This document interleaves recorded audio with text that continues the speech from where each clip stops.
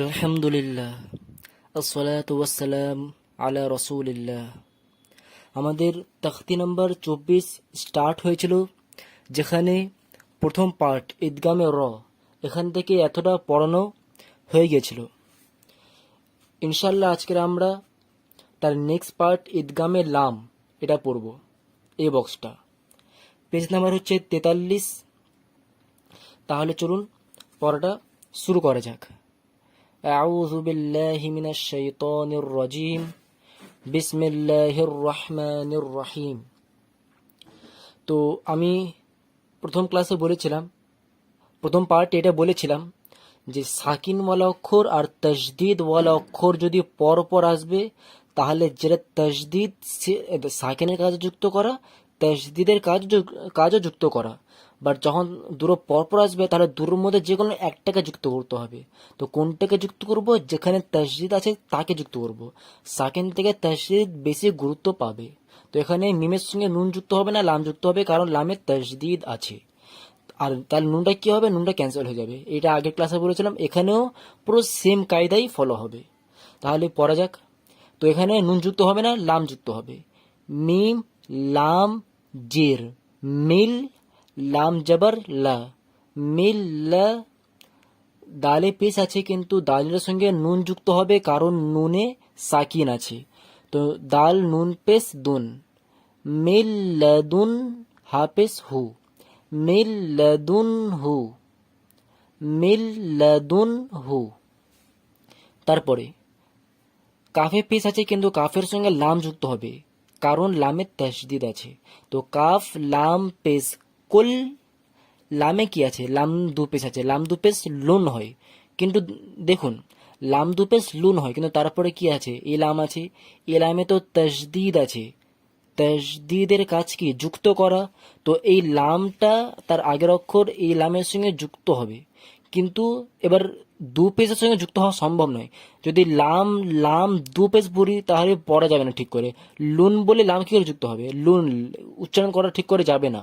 তার জন্য কি করতে হয়, যে এই লামটা তো যুক্ত হচ্ছে, তো এই দু পেজ শুধু পেশ হয়ে যাবে। এই দু পেজটা শুধু পেশ হয়ে যাবে। যদি এখানে দু জের থাকতো, তাহলে শুধু জের হয়ে যেত। এখন যদি এখানে দু জবর থাকতো, শুধু জবর হয়ে যেত। ঠিক আছে, তাই জন্য জানা গেল তাসদিদের জন্য যখন যুক্ত হচ্ছে, তো যখন দু পেজ দু জের দু জবর থাকে, তখন শুধু এটা দুটো শুধু এক হয়ে যায়। দু পেজ থাকলে শুধু পেজ, দু জের থাকলে শুধু জের, দু জবর থাকলে শুধু জবর। তো এখানে দু পেজ শুধু পেশ হয়ে যাবে। তো লাম লাম দু পেশ নয়, লাম লাম পেশ লুল। কাফ লাম পেশ কুল, লাম লাম পেশ লুল, কুল লুল। লাম এবার কি আছে? লাম জবর লা, কুল লুল লা। হা উল্টো পেশ হু, এক আলিফ টান যায়। কুল্লুল্লাহু, কুল্লুল্লাহু। তারপরে ইয়া জবর ইয়া। তো এখানে সাকিনওয়ালা অক্ষর আছে, তাসদিদওয়ালা অক্ষর আছে, তাহলে তাসদিদওয়ালা অক্ষর অর্থাৎ লামটা যুক্ত হবে কাফের সঙ্গে। এখানে যেটা বলেছিলাম সেটাই। কাফ লাম পেশ কুল, লাম জবর লা, ইয়া কুল লা। হা উল্টো পেশ হু, ইয়া কুল্লাহু, ইয়াকুল্লাহু, ইয়াকুল্লাহু। তারপরে র জা জের, জায় সাকিন আছে, তো জা যুক্ত হচ্ছে, র জা জের রিজ। কফ দু জবর কন হয়, কিন্তু এই কফের সঙ্গে এখন লাম যুক্ত হবে। কেন? কারণ লামে তাসদিদ আছে। তো এবার লামটা যুক্ত হচ্ছে কফের সঙ্গে, ঠিক আছে যুক্ত তো হবে, কিন্তু দু জবর বা দু জের বা দু পেশ তাহলে তো যুক্ত করা যায় না। তার জন্য কি করতে হয়? তানউইন, এই দু জবর দু জের দু পেশকে তো তানউইন বলা হয়। তো দু জবরটা শুধু একটা হয়ে যাবে, তানউইন শুধু হারাকাত হয়ে যায়, দু জবর শুধু জবর হয়ে যাবে। কফ লাম জবর পড়বো শুধু। কফ লাম জবর কল, লাম জবর লা, কল লা। কাফ, এই পেজটা কাফের জন্য আছে, ঠিক আছে? এটা কাফ, আর কাফের জন্য পেজটা আসলো, ঠিক আছে? আর এই মিমে সাকিন আছে। কাফ মিম পেজ কুম, রিজ কল্লাকুম। রজাজ রিজ কল, লাম জবর লা, রিজ কল্লাকুম, রিজ কল্লাকুম। তারপরে আলিফ ফা পেশ, ফায়ে তশদিদ আছে তো ফাটা এই আলিফের সঙ্গে যুক্ত হবে।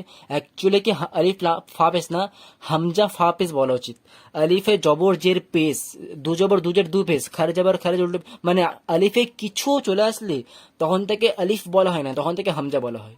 কিন্তু আমি সুবিধার জন্য আলিফ বলি, যাতে আপনাদের পড়তে সুবিধা হোক। না তো অ্যাকচুয়ালি আলিফে জবর জের পেশ বা কোনো হারাকাত তানবিন চলে আসলে তাকে আলিফ নয়, বা সাকিনও যদি চলে আসে, যদি আলিফের সাকিনও চলে আসবে তখন থেকে আলিফ না, তখন থেকে হামজা বলা।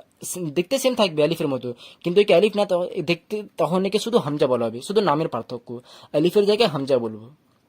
ঠিক আছে, তো এখান থেকে এবার ঠিক করে একটু পড়া, যদি আপনারা হামজাই বলেন তাহলে বেশি ভালো হবে, কারণ ওটাই অ্যাকচুয়াল নিয়ম। ঠিক আছে, তো হামজাই বলি। তো হামজা ফা পেস, ফায়ে তশদিদ ফা যুক্ত হচ্ছে, হামজা ফা পেস উফ। ফায়ে কি আছে, ফায়ে দুজের আছে, কিন্তু ফায়ের সঙ্গে তো লাম যুক্ত হবে, কারণ লামে তশদিদ আছে, তো লামটা ফায়ের সঙ্গে যুক্ত হবে। তো ফা লাম দুজের নয়, কারণ যুক্ত হচ্ছে তো দু জবর দুজের দু পেশ থাকলে তো যুক্ত করা যায় না, তো দুজের শুধু জের হয়ে যাবে। ফা লাম জের ফিল, উফ ফিল। লামে জবর আছে, লাম জবর লা, উফ ফিল লা। কাফ মিম পেশ, মিমে সাকিন আছে তো মিমটা কাফের সঙ্গে যুক্ত হচ্ছে। উফিল লাকুম, উফিল লাকুম। তারপরে তো দেখুন সাকিনওয়ালা অক্ষর তশদিদওয়ালা অক্ষর পরপর আসলো, তো কোনটা যুক্ত হবে, লাম। তো লামটাই মিমের সঙ্গে যুক্ত হবে। মিম লাম জের মিল, লাম জবর লা, মিল লা, বা জবর বা, মিল লাবা, নুন দুজের নিন, মিল লাবা নিন, মিল লাবা নিন। ঠিক আছে, তো কায়দা ইজি আছে, কোনো ডিফিকাল্ট কায়দা নেই এটা। তো এটা ভালো করে পড়বেন, আশা করি কোনো প্রবলেম হওয়ার উচিত নয়, কারণ ইজি কায়দা আছে। কোনো প্রকার ডাউট থাকলে অবশ্যই কমেন্টে জিজ্ঞাসা করবেন। ওয়াসসালাম।